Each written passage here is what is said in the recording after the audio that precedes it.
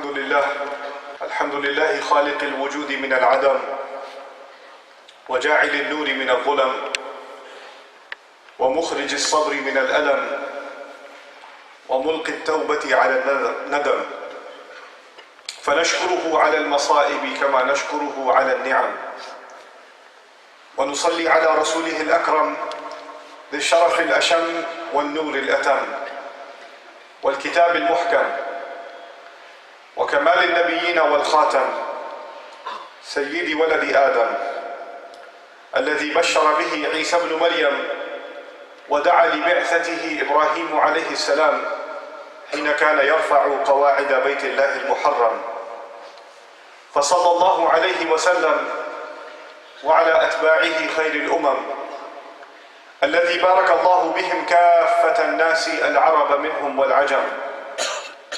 فالحمد لله الذي لم يتخذ ولدا ولم يكن له شريك في الملك ولم يكن له ولي من الذل وكبره تكبيرا. والحمد لله الذي أنزل على عبده الكتاب ولم يجعل له عوجا. والحمد لله الذي نحمده ونستعينه ونستغفره ونؤمن به ونتوكل عليه ونعوذ به من شرور أنفسنا ومن سيئات أعمالنا، من يهده الله فلا مضل له ومن يضلل فلا هادي له، ونشهد أن لا إله إلا الله وحده لا شريك له، ونشهد أن محمدا عبد الله ورسوله أرسله الله تعالى بالهدى ودين الحق ليظهره على الدين كله وكفى بالله شهيدا، فصلى الله عليه وسلم تسليما كثيرا كثيرا. ثم أما بعد، فإن أصدق الحديث كتاب الله وخير الهدي هدي محمد صلى الله عليه وسلم، وإن شر الأمور محدثاتها، وإن كل محدثة بدعة وكل بدعة ضلالة وكل ضلالة في النار. يقول سبحانه وتعالى في كتابه الكريم بعد نقول أعوذ بالله من الشيطان الرجيم: وأوحى ربك إلى النحل أن اتخذي من الجبال بيوتا ومن الشجر ومما يعرشون ثم كلي من كل الثمرات فاسلكي سبل ربك ذللا يخرج من بطونها شراب مختلف ألوانه فيه شفاء للناس إن في ذلك لآية لقوم يتفكرون. رب اشرح لي صدري ويسر لي أمري واحلل عقدة من لساني يفقه قولي. واللهم ثبتنا عند الموت بلا إله إلا الله، واللهم اجعلنا من الذين آمنوا وعملوا الصالحات وتواصوا بالحق وتواصوا بالصبر آمين يا رب العالمين। একজন মুসলিমের চিন্তা পদ্ধতি অন্য সবার চেয়ে ভিন্ন। এর কারণ হলো আল্লাহর কিতাব। এটা আমাদের চিন্তাধারাকে রূপদান করে।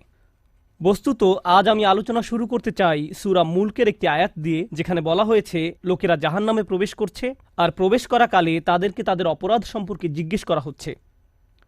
তখন তারা উত্তরে বলবে ওয়াকালু লাউ কুন্না নাসমাউ আও নাকিল মা কুন্না ফি আসহাবিস সাঈর, বিখ্যাত একটি আয়াত।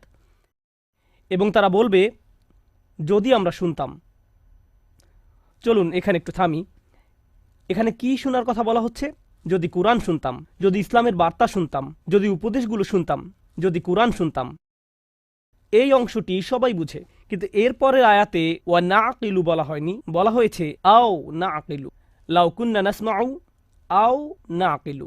আর আরবিতে আও অর্থ অথবা, যদি আমরা শুনতাম অথবা বিবেক বুদ্ধি প্রয়োগ করতাম, অর্থাৎ যদি শুনতাম অথবা অন্ততপক্ষে চিন্তা ভাবনা করতাম। কথাগুলো এভাবে উপস্থাপনার পেছনে শক্তিশালী উদ্দেশ্য রয়েছে। একদিকে মুসলমানরা কিছু শুনলে সেখান থেকে কিছু শেখার চেষ্টা করবে। আমরা খুতবা শুনি, রিমাইন্ডার শুনি, লেকচার শুনি, কিছু পড়লেও আমরা ওইখান থেকে শিখি। এগুলো থেকে আমরা উপদেশ গ্রহণ করে থাকি এবং হতে পারে এগুলোর আলোকে নিজের ভালোর জন্য নিজের মাঝে পরিবর্তন আনি। অন্তত পক্ষে প্রত্যেকের মাঝে পরিবর্তনের চেষ্টা থাকা উচিত। এই মানুষগুলোর আজ এই পরিণতির অন্যতম একটা কারণ হলো ভালো ভালো উপদেশ শোনার পরেও তারা নিজেদের পরিবর্তন করেনি। তারা শুনতে অস্বীকার করলো। মানে শ্রবণ করার দুইটা দিক রয়েছে, একদিকে কিছু কথা কানে প্রবেশ করা আর অন্যদিকে সে কথাগুলো নিজের জীবনে প্রয়োগ করা। আরবি ভাষার ক্ষেত্রে এই কথা যেমন সত্য, তেমনি ইংরেজি ভাষার ক্ষেত্রেও সত্য। যেমন যখন একজন বলেন আমি তাকে উপদেশ দেওয়ার চেষ্টা করেছি কিন্তু সে শোনেনি, এর অর্থ এটা নয় যে সে আমার কথা শুনতে পায়নি, বরং এর অর্থ হলো সে আমার কথা অনুযায়ী কাজ করেনি। তাহলে দেখা যাচ্ছে শ্রবণ করার মাঝে এই দুইটি দিক রয়েছে।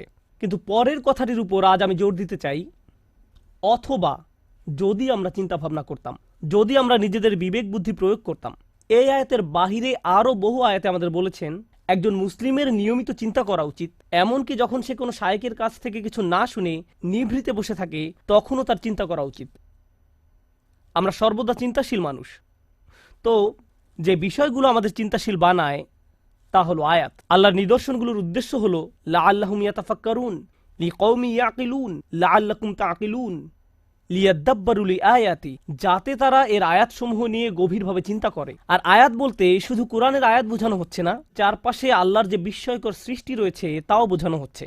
যখন বাহিরে গিয়ে আকাশের দিকে তাকান তখন আপনার এটা নিয়ে চিন্তা করা উচিত। আমরা যখন বাহিরে কোনো গাছের দিকে তাকাই তখনও আমাদের চিন্তা করা উচিত। মুসলিমদের তো এটাই করার কথা। সবাই যা দেখে আমরা তো তা নিয়ে ভিন্নভাবে চিন্তা করি, তারাও দেখে আর আমরাও দেখি। কিন্তু আমরা যখন দেখি আমরা এর সাথে অন্য কিছুও পর্যবেক্ষণ করি, আমরা চিন্তা করার সুযোগ দেখি। তো আজকের খুতবাহ এমন একটি বিষয় নিয়ে যা অনেকটা উপেক্ষিত। আল্লাহ আজ্জা জাল্লা চান আমরা যেন এই সম্পর্কে চিন্তা করি। তিনি চান আমরা যেন ব্যাপারটা গভীরভাবে ভেবে দেখি। এভাবে দুটি বিষয়ের মাঝে পার্থক্য তৈরি হয়, যখন আমরা ভাষা কোরআন অধ্যয়ন করি এবং সামনে এগিয়ে যাই, অথবা আমরা থামি এবং আল্লাহ সুবহানাহু ওয়া তাআলা কি বলছেন তা নিয়ে গভীরভাবে ভেবে দেখি। তিনি এই অসাধারণ আয়াতে বলেন, ওয়া আওহা রব্বুকা ইলান নাহলে, আল্লাহ ওহী অবতীর্ণ করেন, আপনার রব ওহী অবতীর্ণ করেন। যখন বলেন আওহা রব্বুকা, কোরআন যেহেতু রাসূলুল্লাহ সাল্লাল্লাহু আলাইহি সাল্লামের নিকট অবতীর্ণ কালাম, যখন বলা হয় আপনার রব অবতীর্ণ করেছেন, রাসূলুল্লাহ সাল্লাল্লাহু আলাইহি সাল্লাম যখন এই কথা শুনছেন তিনি হয়তো ভাবছেন আমার রব আমার প্রতি কোরআন নাজিল করেছেন। কিন্তু এই আয়াতে আল্লাহ বলছেন আমি আপনার নিকট অবতীর্ণ হওয়া ওহী সম্পর্কে কথা বলছি না, আমি মৌমাছির নিকট অবতীর্ণ হওয়া ওহী সম্পর্কে কথা বলছি। যেই প্রভু আপনার নিকট কোরআন অবতীর্ণ করেন তিনি মৌমাছির প্রতিও কিছু একটা অবতীর্ণ করেন। ব্যাপারটা নিয়ে একটু ভেবে দেখুন। মৌমাছি আমাদের অধিকাংশের নিকট গুরুত্বপূর্ণ কোনো বিষয় নয়। এমন নয় যে আমরা প্রতিদিন এটা দেখি। যদি দেখেন ভয় পেয়ে তাড়িয়ে দেন। আর যদি শহরে বাস করেন তাহলে তো আপনি এমনিতেই প্রকৃতি থেকে অনেক দূরে। মোটের উপর আমরা ইট পাথরের শহরে থাকি। আল্লাহর সৃষ্ট বিস্ময়কর প্রকৃতির সাথে আমাদের সাক্ষাৎ হয় কদাচিৎ। যে একটি সৃষ্টিকে এখনও এড়ানো যায় না তা হলো আকাশ। আকাশ সব সময় উপস্থিত। যারা ব্যস্ত শহরে বাস করেন তাদের এমনকি উপরের দিকে তাকানোরও সময় থাকে না। তারা আশেপাশে তাকান, বাসে যাতায়াত করেন, তারা এমনকি আকাশও দেখেন না। তাহলে আমরা কি নিয়ে ভাবব? আমরা এমনকি নিজেদের জন্য চিন্তা করার সময় পাই না, বা আল্লাহ আমাদের যা নিয়ে চিন্তা করতে বলেন তা নিয়েও ভাববার সময় পাই না। তো এই খুতবাতে আমি আপনাদের এমন জিনিস নিয়ে চিন্তা করতে বলবো যা আমরা সম্পূর্ণরূপে উপেক্ষা করি। একটি মৌমাছি, বিশেষ করে আল্লাহ আজ্জা জাল্লা তার রাসূল সাল্লাল্লাহু আলাইহি সাল্লামকে বলেন এমন এক ধরনের ওহী আছে যা আমি আপনার নিকট অবতীর্ণ করেছি মৌমাছির প্রতি। সুবহানাল্লাহ। আমাদেরকে মৌমাছি নিয়ে চিন্তা করতে হবে, কারণ কোরআনে আল্লাহ যা কিছু বলেছেন সব কিছু আমাদের হেদায়েতের জন্য। তাই একজন বিশ্বাসী হিসেবে এই ক্ষুদ্র সৃষ্টির প্রতি আমাদের এখন অন্যরকম একটা শ্রদ্ধা তৈরি হয়েছে, কারণ আল্লাহ বর্ণনা করেছেন এই ক্ষুদ্র সৃষ্টি আল্লাহর ওহী গ্রহণ করে থাকে। আল্লাহ এমন কথা গরু সম্পর্কে বলেননি, তিনি এমন কথা উট সম্পর্কেও বলেননি, তিনি পাখি সম্বন্ধেও এমনটি বলেননি। ওই প্রাণীগুলোর কথাও তিনি উল্লেখ করেছেন।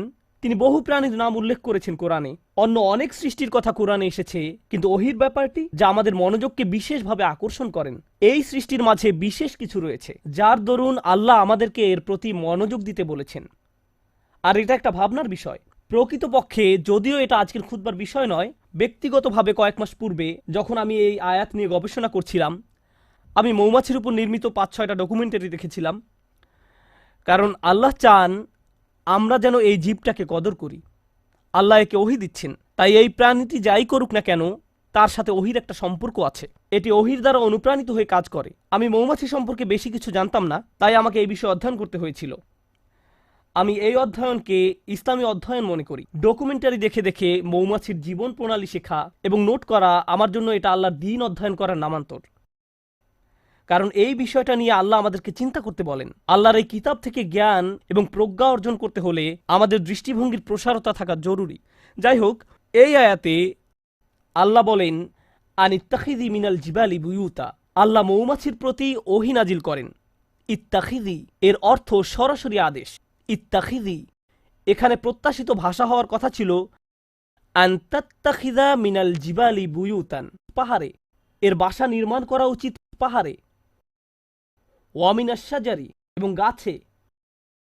ওয়ামিম্মা ইয়ারিশুন, এবং তারা যে গৃহ নির্মাণ করে তাতে। অর্থাৎ মৌচাষীরা এর জন্য যে খাঁচা নির্মাণ করে, যে গৃহ নির্মাণ করে তাতে। তাহলে মানুষ তাদের জন্য যে খাঁচা তৈরি করে তাতেও এরা বাসা তৈরি করতে পারে। এখন আমরা এই আয়াত থেকে যা শিখি, প্রথমত আল্লাহ বিশেষভাবে উল্লেখ করলেন তিনি মৌমাছিকে সরাসরি আদেশ দিয়ে থাকেন। ইত্তাখিদি ব্যাকরণের দিক থেকে ফেলে আমরের মধ্যম পুরুষে ব্যবহৃত হয়েছে। আল্লাহ সরাসরি মৌমাছির সাথে যোগাযোগ করে বলছেন তার কোথায় বাসা বানানো উচিত। এই আদেশের আরেকটি অসাধারণ উপকার হলো, যদি কখনো মধু বা মধু উপজাত কোনো দ্রব্য খেয়ে থাকেন, পৃথিবীতে যার বিশাল বাজার রয়েছে, প্রকৃতপক্ষে এটা শুধু মধু নয়, অধিকাংশ খামার, উদাহরণস্বরূপ ক্যালিফোর্নিয়াতে রয়েছে পৃথিবীর সবচেয়ে বড় কাঠবাদামের খামার। পৃথিবীর 90% কাঠবাদাম আসে সেখান থেকে, আর এর সবটা আসে মূলত মৌমাছির সাহায্যে, যারা বিভিন্ন রকম কাঠবাদামের গাছ থেকে ফুলের রেণু সংগ্রহ করে এবং পরাগায়নে সাহায্য করে, এবং এজন্য কৃষকরা সেখানে মৌ চাষ করে। এখন আল্লাহর প্রতি ওহী নাজিল করে বলেন তুমি বাসা বানাতে পারো পাহাড়ে, বাসা বানাতে পারো গাছে। যদি আল্লাহ না বলতেন ওয়ামিম্মা ইয়ারিশুন, তাহলে আপনারা মৌমাছির বাসা পেতেন শুধুমাত্র পাহাড়ে এবং গাছে। আমরা কখনোই মৌ চাষ করতে পারতাম না। কিন্তু তিনি বলেছেন ওয়ামিম্মা ইয়ারিশুন, যেন আমি আর আপনি মধু খাওয়ার স্বাদ উপভোগ করতে পারি। কারণ আল্লাহ একে অনুমতি দিয়েছেন মানুষের তৈরিকৃত বাসায় মৌচাক নির্মাণের জন্য, যেন আমরা এর চাষ করতে পারি। ব্যাপারটা নিয়ে একবার ভেবে দেখুন। এই ভাবনা আমাদেরকে এই সত্য অনুধাবন করতে সাহায্য করে যে আল্লাহর সৃষ্টি জগৎ থেকে যত কিছু আমরা উপভোগ করতে পারছি, এর কারণ আল্লাহ এদেরকে সরাসরি আদেশ করেছেন আমাদের সেবা করার জন্য। এই ক্ষেত্রে মৌমাছিকে আদেশ করা হয়েছে আমাদের সেবা করার জন্য। তাই যখন মানুষ মৌ বক্স নির্মাণ করে, তুমি তাকে নিজের বাসা হিসেবে গ্রহণ করে নাও। কিন্তু আজ আসলে যে বিষয়টা নিয়ে কথা বলতে চাই তা হলো এই ক্ষুদ্র সৃষ্টি থেকে কিছু পথ নির্দেশনা। শুধু এই সৃষ্টির কদর করা নয়, বরং কিছু হেদায়েত। আর আমি এমন কিছু শিক্ষা এর কাছ থেকে পেয়েছি যা আমাকে সম্পূর্ণ হতবুদ্ধি করে দিয়েছে। আমি রাসূলুল্লাহ সাল্লাল্লাহু আলাইহি সাল্লামের একটি হাদিস পেয়েছি, ওয়াল্লাযী নাফসি বিয়াদিহি, আমি সেই সত্তার শপথ করে বলছি যার হাতে আমার প্রাণ। আল্লাহ রসুল সাল্লাল্লাহু আলাইহি সাল্লাম কোনো শপথ করা ছাড়াই যা ইচ্ছা বলতে পারতেন, কিন্তু তিনি সর্বপ্রথম আল্লাহর নামে শপথ করেছেন, কারণ তিনি এখন যা বলতে যাচ্ছেন নিশ্চয়ই তা আশ্চর্যজনক কোনো বিষয়। তিনি বলেন ইন্না মাসালাল মুমিন কামাসালিল নাহলা, ঠিক মৌমাছির মতো। মুমিনের উদাহরণ হলো ঠিক মৌমাছির মতো। আমি বসে থেকে ভাবলাম সুবহানাল্লাহ, আল্লাহ প্রথমে আমাদের বলছেন তিনি মৌমাছির প্রতি ওহী প্রেরণ করেন, আর এখন রাসূলুল্লাহ সাল্লাল্লাহু আলাইহি সাল্লাম বলছেন তুমি যদি মুমিন হতে চাও তাহলে ঠিক মৌমাছির মতো হও। মৌমাছির মতো হলে কি হবে, আর কিভাবে মৌমাছির মতো হব? মৌমাছি আমাকে আমার ঈমান সম্পর্কে কি শেখাবে? কিভাবে একজন বিশ্বাসীর মতো বাঁচতে হবে এ ব্যাপারে মৌমাছি কি শেখাবে? ব্যাপারটা এতই সিরিয়াস যে আল্লাহ রসুল সাল্লাল্লাহু আলাইহি সাল্লাম প্রথমে আল্লাহর নামে শপথ করেছেন, তারপর এই কথা বলেছেন। তো তিনি আমাদের কিছু কথা বললেন যার প্রতি আমাদের মনোযোগ দেওয়া প্রয়োজন। কিন্তু আমি চাই রাসূলুল্লাহ সাল্লাল্লাহু আলাইহি সাল্লাম কি বলেছেন আপনারা তার প্রতি মনোযোগ প্রদান করুন। তিনি বলেন আকালাত তাইয়িবান, এটি ভালো জিনিস খায়, এটি ভালো এবং খাঁটি জিনিস খায়। মৌমাছি উত্তম ফুলের নিকট যায়, এটি এমন কোনো ফুলের নিকট থেকে নেয় না যেটি অপরিপক্ক, নষ্ট। এটি এমনকি এমন কোনো ফুলের নিকটও যায় না, গন্ধ শুকে এটি বুঝে ফেলে অন্য মৌমাছি ইতোমধ্যে এই ফুলের কাছ থেকে নিয়ে গেছে। এটি নতুন, পরিষ্কার, খাঁটি একটি ফুলের নিকট যায়। এটি শুধু সেই ধরনের ফুলের নিকট যায়। আমাদের ঈমানের প্রথম যে ব্যাপারটি এখানে হাইলাইট করা হয়েছে তা হলো যে রিজিকের আমরা সন্ধানে বেরিয়ে পড়ি, শুধু যে খাদ্য আহার করি তাই নয়, বরং যে রিজিকের পিছনে ছুটি, যে চাকরি আপনি পাবেন, যে ব্যবসা আপনি শুরু করবেন, যে টাকা আপনি কামাবেন এবং যে খাদ্য আপনি আহার করবেন, সব কিছুতে খাঁটি জিনিসের সন্ধান করুন। এমন জিনিসের অনুসন্ধান করুন যা খাঁটি, যা পবিত্র। সর্বোত্তম জিনিসের খোঁজ করুন। আর জানেন তো, মৌমাছি সবচেয়ে ভালো ফুল না পাওয়া পর্যন্ত খুঁজতে থাকে। তাই আমাদেরও সেরাটা অর্জন করতে হবে। ফালিয়ুতকিনহু, একজন মুমিনের দৃষ্টিভঙ্গি এমনই, তার উচিত দক্ষতা অর্জন করা। আপনাদের সবাই যখন কিছু করবেন তাতে দক্ষতা অর্জন করুন। আপনার উচিত সেরা হওয়া, এটাই মৌমাছি করে। সে সেরা ফুলের সন্ধানে থাকে, এটাই মৌমাছি করে। এটাই প্রথম শিক্ষা। তারপর তিনি বলেন অওয়াদাআ তাইয়িবান, এটি উত্তম উপায়ে বসে। যেভাবে এটি ফুলের উপর বসে তা খুব সুন্দর। ব্যাপারটা ভালো এবং খাঁটি। আর আপনাকে এ সম্পর্কে গবেষণা করতে হবে। মৌমাছি নিয়ে গবেষণা না করলে তো এটা আপনি জানতে পারবেন না। মৌমাছি নিয়ে অধ্যয়ন করলে জানতে পারবেন তারা শুধু সে ফুলের কাছেই পরাগ নিয়ে যায় যে ফুলের পরাগ দরকার। মৌমাছি যখন কোনো ফুল থেকে মধু নিতে যায়, তারা ওই ফুল থেকে মধু নিবে না যদি না তারা ওই ফুলকে আরো বেশি কিছু দেয়। তারা একে জীবন দিবে, পরাগ দিবে। আমাদের সবার জীবনে বিভিন্ন রকম সম্পর্ক রয়েছে, ঠিক যেমন মৌমাছির ফুলের সাথে সম্পর্ক আমাদের প্রত্যেকের সম্পর্ক রয়েছে। আপনার আমার প্রতিটি সম্পর্কের ক্ষেত্রে আপনি কিছু নেন এবং কিছু দিয়ে থাকেন। আপনার বিবাহের ক্ষেত্রে আপনি কিছু দিয়ে থাকেন এবং কিছু নিয়ে থাকেন। যখন আপনি পিতা বা মাতা হন, যখন আপনি একজন শিক্ষক, তখন আপনি কিছু দিয়ে থাকেন এবং কিছু নিয়ে থাকেন। যখন আপনি কারো চাকরি করেন বা মালিক পক্ষের হয়ে থাকেন, তখনও কিছু নিয়ে থাকেন এবং কিছু দিয়ে থাকেন। কিন্তু মৌমাছি যা কিছু নেয় তার চেয়ে অনেক বেশি দিয়ে থাকে। এটি নেওয়ার চেয়ে দেয় অনেক বেশি, আর যা প্রদান করে তা গ্রহীতার জীবনকে উন্নত করে, আর যা নিয়ে যায় তা গ্রহীতার কোনো ক্ষতি করে না। এটি ফুল থেকে যা নেয় তা ফুলের কোনো ক্ষতি করে না।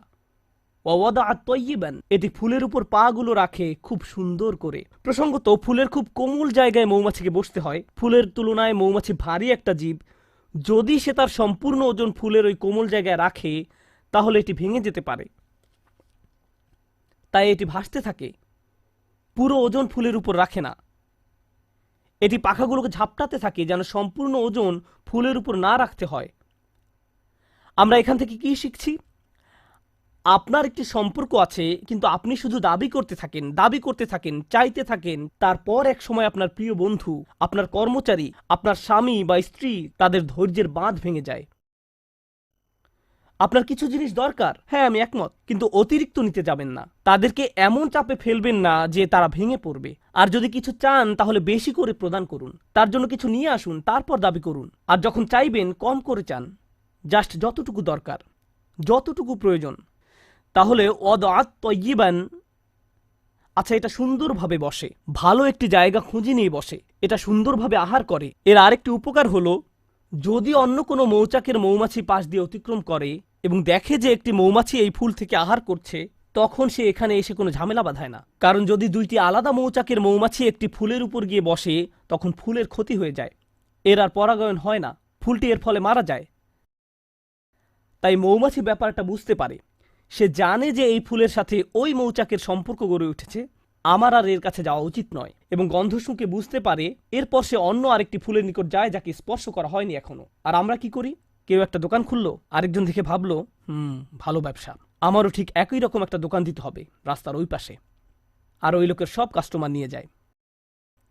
যখনই কোনো কাস্টমার ওই ব্যক্তির দোকানে যেতে নেয়, এই ভাই এদিকে আসেন, আপনাকে একটা জিনিস দেখাই। আমরা কি করি? আরো শত শত জায়গা আছে যেখানে আমি দোকান দিতে পারি। আল্লাহ রিজিক প্রশস্ত, আমাকে তার প্লেটের ভাত নিজের প্লেটে তুলে নিতে হবে না। কিন্তু এটাই আমরা করি। মানুষ এমন কৃপণের কৃপণ। আমি এমন মুসলিম চাকরিজীবীর কথা জানি যারা অনেক টাকা কামায়। আমি এমন ডাক্তারদের কথা জানি যারা যথেষ্ট টাকা আয় করে। তারপর হয়তো কোনো মেডিকেল কলেজের ছাত্র যে হাসপাতালে ইন্টার্নশিপ খুঁজছে, আর এই ডাক্তার তার জন্য সুপারিশ করে না, কারণ হয়তো 5 বছর পরে সে আমার চেয়ে বেশি আয় করবে। আমি এটা চাই না। এভাবে আমরা একে অন্যকে সাহায্য করতে চাই না। অথচ একজন বিশ্বাসীর মনোভাব হওয়া উচিত ছিল এরকম, আচ্ছা সে তার রিজিক এখানে আয় করছে, আমার উচিত অন্য কোনো জায়গায় যাওয়া। আমার তার রিজিকে ভাগ বসানোর দরকার নেই, পুঁজিবাদী সমাজের মতো গলা কাটার দরকার নেই। আপনি এই দুনিয়াতে অন্য মানুষের রিজিক দখল করে নিজের টাকা আয় করতে আসেননি। আমি শুধু আমার লাভ বুঝি, আমি এছাড়া অন্য কিছু বুঝি না। সুবহানাল্লাহ। আর নবী সাল্লাল্লাহু আলাইহি সাল্লাম বলেন, ওয়াকাআত ফালাম তাকসির। এটা বসে কিন্তু ভেঙে ফেলে না, এটা দাবি করে এবং নিজেরটা নেয় কিন্তু ভাঙে না।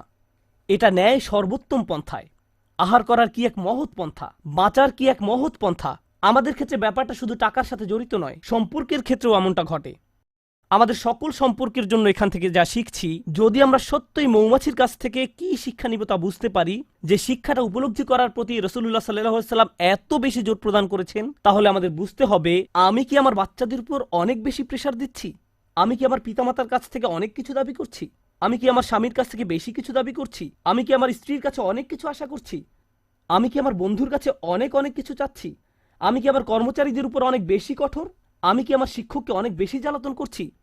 আপনাকে এই প্রশ্নগুলো করতে হবে, কারণ আপনি মৌমাছির মতো হতে চান। তারপর সবশেষে তিনি বলেন, ওয়ালাম তুফসিদ, ওয়ালাম তুফসিদ, এবং এটি কোনো দূষণ তৈরি করে না। মৌমাছিদের একটি উল্লেখযোগ্য ব্যাপার হলো, যে ফুলের কাছে তারা মধু আহরণ করতে যায় তা নিজেদের বাসা থেকে অনেক দূরে, সুতরাং তারা অনেক দূর পথ ভ্রমণ করে, কখনো কখনো তা কয়েক মাইলও হয়ে থাকে। এরপর তারা নিজেদের মৌচাকে ফিরে আসে। আর মৌচাক শুধু তার নিজের বাসা নয়, তার বিশাল প্রতিবেশী রয়েছে, সবাই এই মৌচাকে বাস করে। আল্লাহ তাদেরকে বিশেষ ধরনের নাচ শিখিয়েছেন। একটি নির্দিষ্ট নিয়মে তারা বাতাসে ভাসতে থাকে, যা অন্য মৌমাছিদের জন্য অন্য ফুলের পথ বাতলে দেয়। দেখো, আমি আমার নিজের জন্য কিছু রিজিক পেয়েছি, তোমরাও অমুক অমুক ফুল থেকে উপকার পেতে পারো। আমি তোমাদেরকে সেই রাস্তা দেখিয়ে দিচ্ছি। এটা তখন তাদেরকে পথ দেখায়। এর নাম হলো বি ড্যান্স। জনপ্রিয় পরিভাষা হলো বি ড্যান্স। তারা অন্য মৌমাছির সামনে এই নাচ দেখাতে থাকে, যেন অন্যরাও থেকে মধু আহরণ করতে পারে, যেন তারাও খেতে পারে। এভাবে তারা নিজেদের সমাজ তৈরি করে, একসাথে তারা নিজেদের মৌচাক নির্মাণ করে। তো এটা বুঝতে পারে যে যখন কেউ কোনো কিছু থেকে উপকার পেয়ে থাকে, এটা কোনো প্রতিযোগিতা নয়। যদি সে অন্যদের উপকার পাওয়ার সুযোগ করে দেয়, এর মাধ্যমে আসলে সবাই উপকৃত হয়।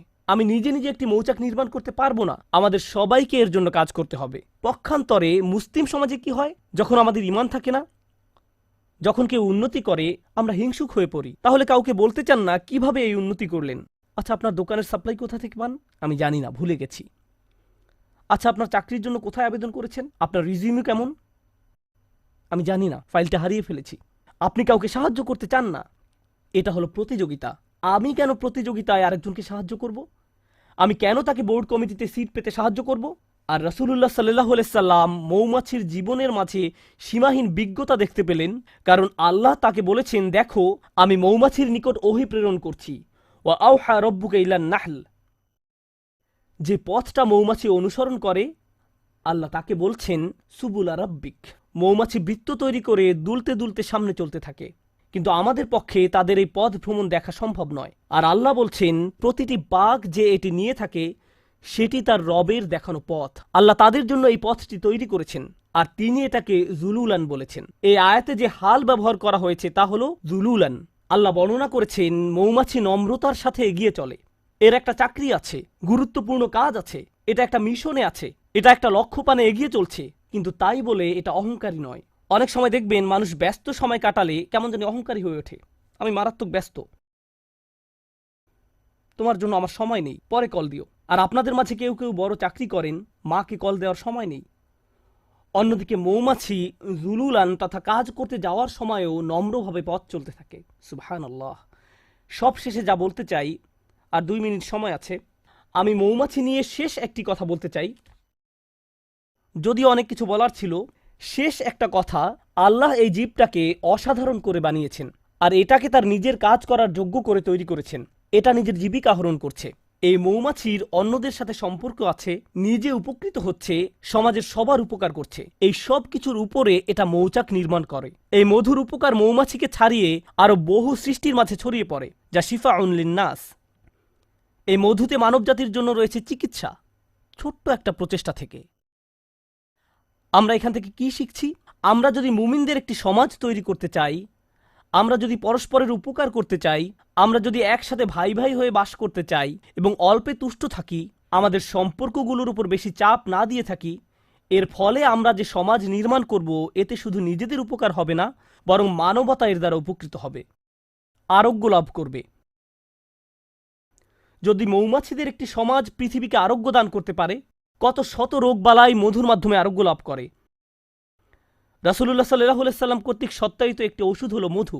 আর মধু কখনো তৈরি হয় না যতক্ষণ না মৌমাছির একটি সমাজ একত্রে বসবাস করা শিখে এবং একত্রে কাজ করা শিখে। যদি এই উম্মাহ, যার মৌমাছির মতো হওয়ার কথা, যদি আমরা একসাথে কাজ করা শিখি, একত্রে বসবাস করা শিখি এবং আমাদের নিজস্ব সমাজ তৈরি করি, এর ফলে আমরা শুধু নিজেদের উপকার করব না, আমরা মানবজাতির জন্য আরোগ্য লাভের এক উপায়ে পরিণত হব। কারণ মানবজাতি আজ লোভী হয়ে পড়েছে, সবাই শুধু নিজের চিন্তায় ব্যস্ত। তারা বলে, আগে নিজের চরকায় তেল দাও। আমরা এই গ্রহকে জ্যান্ত সাবার করে ফেলেছি। প্রসঙ্গত, এতে অবাক হওয়ার কিছু নেই। আজ যেহেতু পৃথিবীতে ফিতনা বেড়ে গেছে, পৃথিবীতে আরেকটি ট্র্যাজেডিও লক্ষ্য করা যাচ্ছে। মৌচাকগুলো দিন দিন উধাও হয়ে যাচ্ছে। আল্লাহ আজ্জা ওয়া জাল্লার একটি অন্যতম নিদর্শন হারিয়ে যাচ্ছে, এবং এজন্য সব শেষে রাসূলুল্লাহ সাল্লাল্লাহু আলাইহি সাল্লাম বলেন, ওয়ালাম তুফসিদ, এটা ফাসাদ তৈরি করে না, এটা আহার করার মাধ্যমে আরো বেশি জীবন তৈরি করে। যখন মৌমাছি আহার করে, এটি আরো জীবন তৈরিতে সাহায্য করে। আজকের দুনিয়ায় যেভাবে ম্যানুফ্যাকচারিং ইন্ডাস্ট্রিগুলো কাজ করে, যেভাবে আমি আপনি ভোগ করি, আমরা জীবন বৃদ্ধি করি না, বরং আমরা উৎপাদন করি উল্লেখযোগ্য পরিমাণে মৃত্যু ঘটানোর মাধ্যমে। আমরা পৃথিবীতে অনেক বেশি দূষণ তৈরি করি, আমরা অনেক বেশি সামাজিক অপচয় এবং অর্থনৈতিক অপচয় তৈরি করি, আমরা দুনিয়াতে ফাসাদ তৈরি করি। আর রাসূলুল্লাহ সাল্লাল্লাহু আলাইহি সাল্লাম বলছেন, মৌমাছির মতো ভোগ করতে শেখো যেন পৃথিবীতে ফাসাদ তৈরি করা থেকে বিরত থাকতে পারো। পৃথিবীকে আরো বাসযোগ্য করে তোলো। তোমরা তোমাদেরটা নিতে পারো, কিন্তু এর মানে এটা নয় যে পৃথিবীকে এর জন্য বিশাল মূল্য দিতে হবে, পরবর্তী প্রজন্মকে এর জন্য মূল্য দিতে হবে। আল্লাহ আমাদেরকে এর কদর করতে সাহায্য করুন, আমাদের চিন্তাশীল মানুষে পরিণত করুন। আল্লাহ আমাদেরকে গভীর জ্ঞানপূর্ণ এক ধর্মদান করেছেন।